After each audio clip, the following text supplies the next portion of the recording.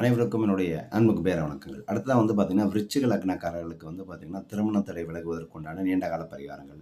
நீண்ட கால பரிகாரங்கள் நீண்ட காலமா திருமண தடை இருந்துச்சு அப்படின்னா, இந்த பரிகாரங்கள் ரொம்ப விசேஷமாக வேலை செய்யும்.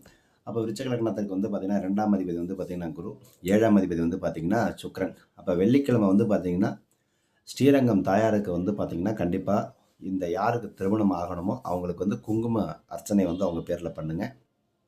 அதே மாரி அங்க குடுக்கக்கூடிய மஞ்சள் அந்த பிரசாதத்தை வாங்கிட்டு வந்து வச்சுக்கோங்க.